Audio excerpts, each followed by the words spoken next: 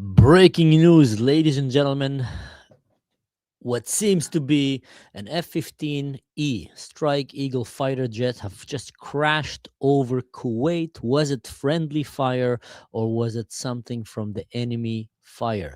Let's break this down in this video based on the reports, based on the media that we have right now, and we're trying to give you the best updates of what happened. This is what we know, and I'm going to show you right now some of the images that came in the video. There's quite a lot of videos of what happened, so I'm gonna start over by saying this again. This is something big, guys. A U.S. Air Force F-15E Strike Eagle fighter jet slash was shot over Kuwait. In these images, you're gonna see the shooting down of the aircraft.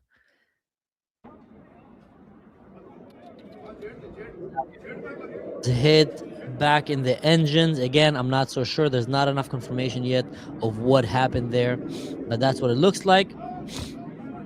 I think at this point the pilots have already ejected and the plane is just falling dry into the ground. We know that later on because we're going to see some of the pilots, so we can safely assume. Look, that's another image. They're even saying that's the pilot after he was helped by some of the locals and he was placed into a car. Seems like he had a rough day on him.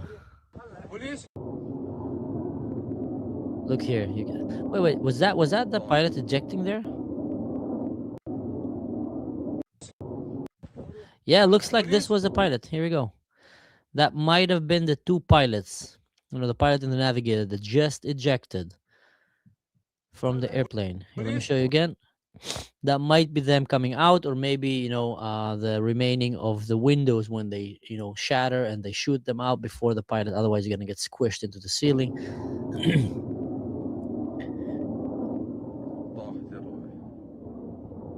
There's multiple images showing this from multiple angles.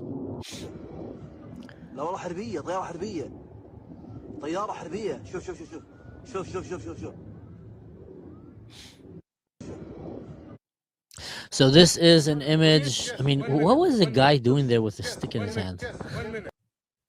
It's a really weird thing. I want to see that. What is he doing with that? Maybe he came to help him and he's just trying to tell him, hey, I'm friendly. I'm not here to harm you. You're safe. You're fine. Kind of putting that. But what would that stick? I don't know. But anyway, you can see here the pilot seems to be safe, standing there. 1 minute.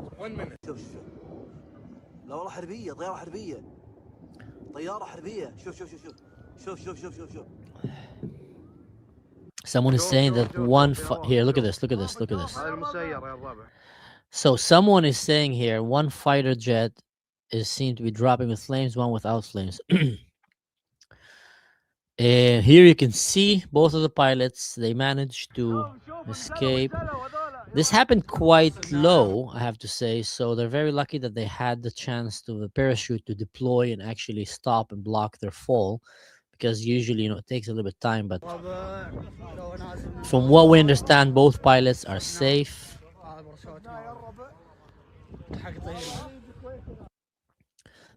Here's the image of the pilot here when he's standing there and surrounded by the people. It must be a terrifying moment for him, not knowing if these people are going to be friendly or not, because let's face it, not everybody is pro-America or pro the West or pro-Christians, and in general, they're not even pro their own country in some of these countries. So he's very lucky that he fell around good, kind humans that seem to have came and helped him.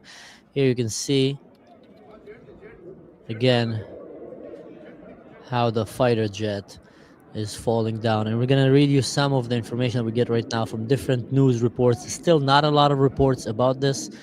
The U.S. government have not went out with an official confirmation of what happened. Was it friendly fire? Was it enemy fire? Was it shot down by Iranian anti-aircraft, by Iranian drone, or by a Patriot missile that was shot from our side? I mean, our side, I'm talking the American side, who was having some kind of an anti-air defense system happening there.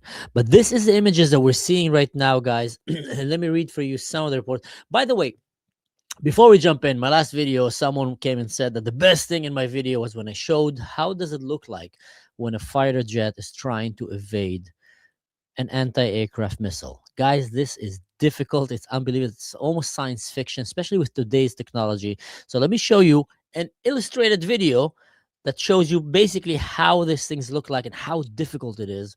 And here we go. Someone said that that was the best video that I've ever showed in my entire career.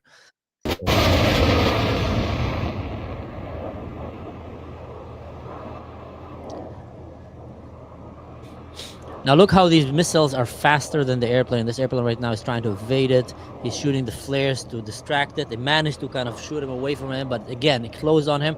And that's where the airhead, that's the most dangerous part, just breaks and goes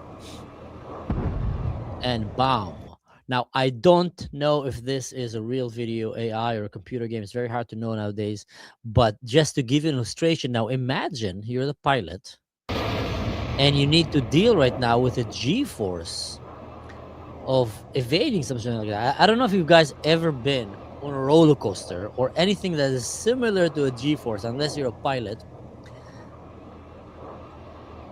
and know what happened to you. You know, most humans cannot operate in these extreme level, let alone think. Now, to be able to maneuver, you know, operate an aircraft and take all the necessary measures, that's why it is so important that fighter jet pilots are extremely talented and fit and physically equipped for this kind of missions, because it's just, these things are just really, really hard. You know, these things are really dangerous. Now, what happened here is, this is what we know. U.S. Air Force F-15E Strike Eagle fighter jet crashed or slash was shot down by a over Kuwait on March 2nd, 2026, amid intensified regional conflict involving the U.S., Israel, and Iran. The cause and the context. The case cause is not officially confirmed. Some reports suggest hit by a missile fire, possibly from Iranian air defense, possible friendly fire from a Patriot system that is basically placed all around the Middle East right now, looking at Iran, or a combat engagement amid Iranian drone missile attack, which I don't think so. I think we would have probably seen some images of that. It looks like the aircraft must have just taken off and maybe got hit, you know, on the radar of some of these Patriot missiles, and they realized something is on, not confirmed, I don't know what, and just went and tried to take him down. Could be human error, could be AI error, and etc. We know that America is trying to amplify a lot of AI systems right now into their armed forces, so it might be many, many things that happened here. The pilot and the crew managed to eject safely. Multiple videos show ejecting pilots landing by parachute. Where it occurred, the incident took place over Kuwait airspace near areas with U.S. bases like Ali El Salman. Official status: the U.S. authorities have not yet given formal confirmation of cause. Kuwait defense source confirm aircraft losses but say crew are safe. Wider situation: crashes occurred amid ongoing Iranian strikes on the U.S. and allied forces across the Gulf that are literally attacking everyone right now in the Gulf. They even shot out Cyprus.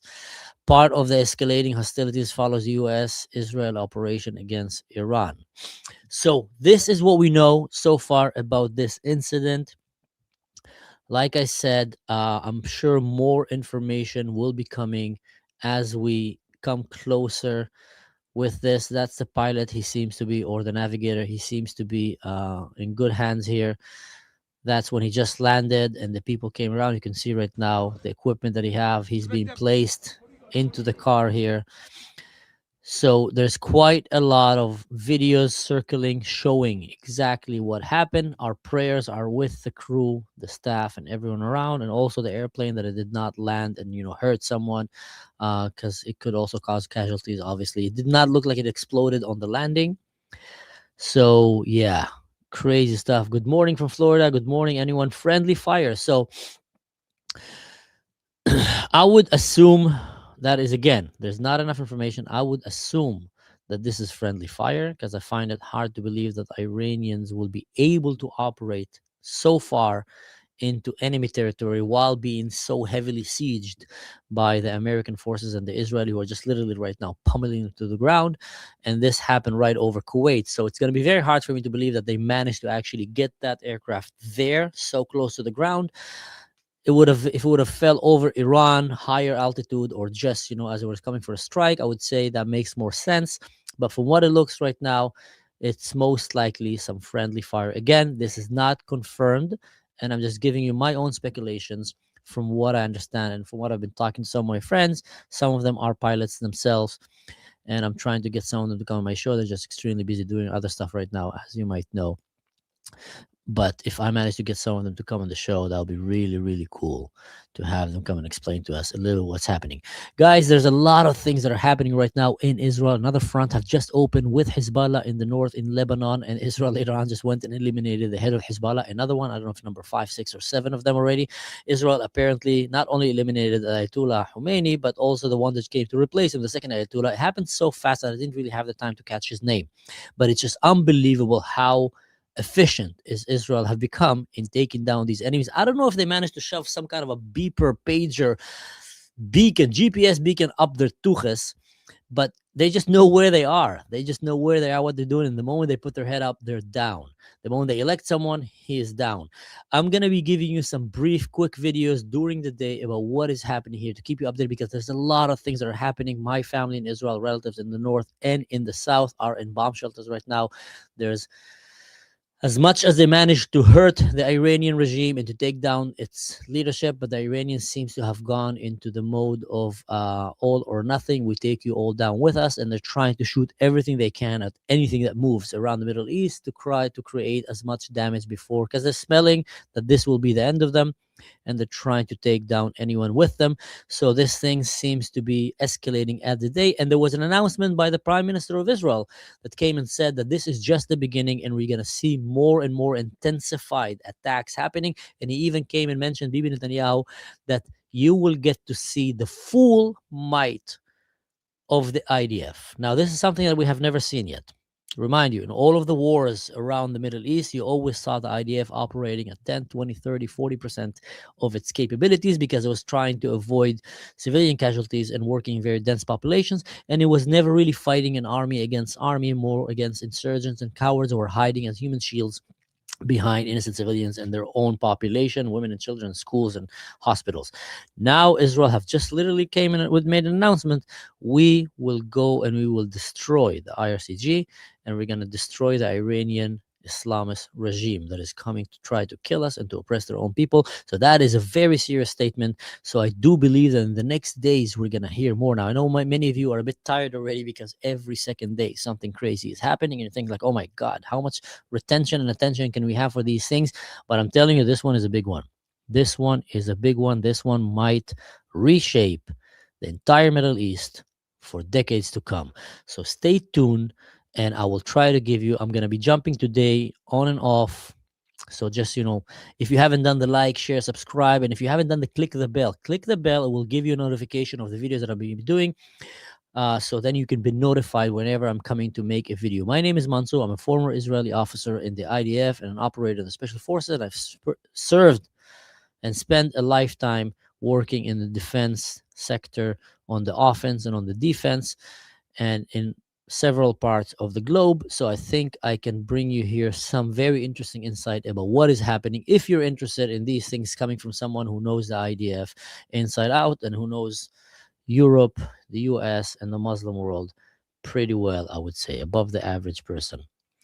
Someone is asking if you can help my family in Israel. Convince my mom that she needs to go to a bomb shelter. She is trusting so strongly and fully on the Israeli Iron Dome and the Iron Beam, and also on God, that every time my brother and sister need to really argue with her, that she needs to run down to a bomb shelter and stay there. Last time she went into my sister's house, where they have a small bomb shelter in the house, and started making pancakes with her children and making Druze food. Now, every house in Israel have a regulation to build. Before they build the house, they build a small secured room that is a mini bomb shelter. Have filters outside that are made to clean the air, and it can withstand.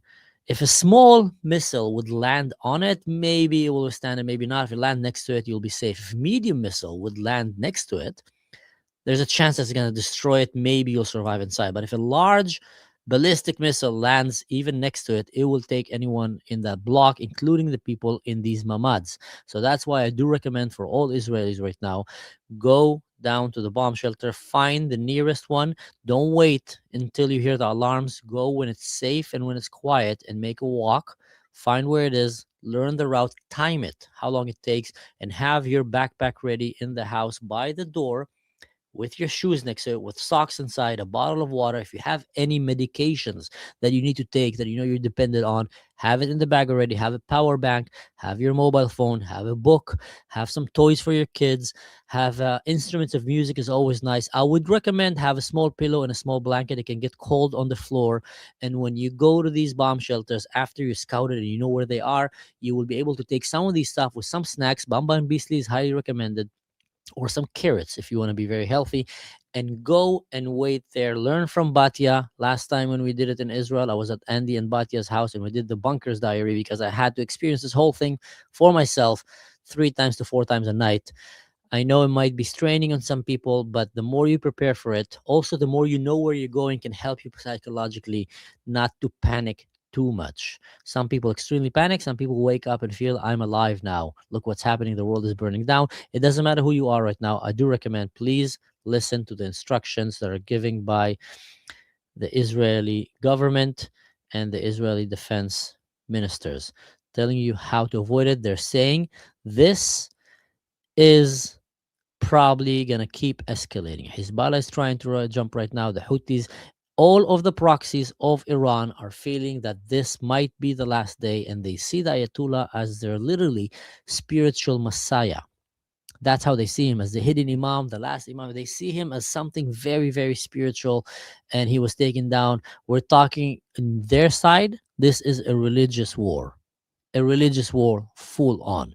And they got caught by surprise. They got hit really hard, but the level of fanatics that they have, not only in Iran, but all across the Middle East, and I'm sad to tell you, but also a lot in New York and Michigan and in Canada and in the UK. It's unbelievable. And it just shows you how compromised these countries have become. The UK was just attacked basically in Cyprus, but now they're very afraid to respond. Why? Because if they respond, what's going to happen? UK have become a Muslim country. So what's going to happen now when they respond to go and fight radical Islam when there's many radical Muslims living in the UK? Then it puts them in a very compromised situation that they don't know what to do. If we go right now and we join that fight, we're going to have terrorism, right? Intifada revolution in their streets on a steroids, on a massive scale, and they don't know how to handle it because they're not like Israel. They haven't been trained and dealing with this for so long. And let's be honest, I don't even think that right now there's a lot of, and I might really upset a lot of UK people because I know them, but there's not a lot of strong men left in the UK that have a voice. If they were, would have seen them in the streets long ago when there's grooming gangs were doing the things they did to their women and children. So I do feel that the UK is in a very bad place. I do hope that a strong voice will stand up and help save that country. But from what we're seeing right now, it doesn't look like it. So that was just one example of many of the countries that got compromised. And the more you compromise yourself, the harder it becomes later on. Someone is saying the U.S. aircraft 3 were mistakenly shot down by Kuwait. The USA aircraft. I am not aware of a USA aircraft that was shot, or maybe he meant shot that airplanes. Looks like a mechanical failure or friendly fire. Yes, that's what I do believe as well. Anyway, guys, keep you updated. Stay posted. Stay safe. Again, hit the bell so you'll be notified, and we'll see you soon. I will be doing a show 2 to 3 times a day, trying to give you the best updates that I gather and edit and put them here for you so you can better understand what is happening. Stay safe. Don't do anything stupid. And in general, don't do anything that I would do. In this case, trust me, don't do anything that I would do.